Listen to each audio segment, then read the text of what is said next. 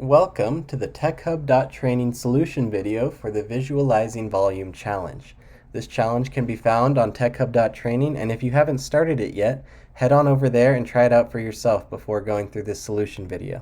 And when you're done, make sure to post your solution in the comments down under the post, because like all the challenges on TechHub.training, things can be done in lots of different ways, and your contribution is just as valuable as mine. So let's hop on over to Excel and we can see the solution that I created for this challenge. So first off, I created a table out of this data, and what we're trying to find is the companies with the largest trading volume in the year 2016. So I started by creating a table to kind of analyze the data and see what was going on, and then I created a pivot chart from that table, and that allowed me to put the sum of volume as my value.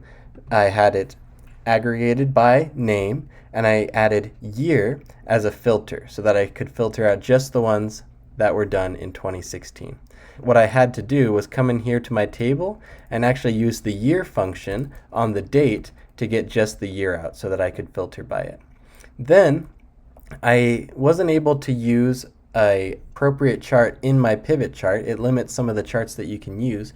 So what I did was I copied out all the data, just the values, and I created a chart based on those values. So here's my chart, and we don't have the nice bubble chart that we were using in Tableau, but instead I chose to use this beautiful, let me pull it up, tree map. It doesn't look quite as good, but it does help us to see some of the same information. We can see that BAC had the largest value, then CHK, FCX, and down.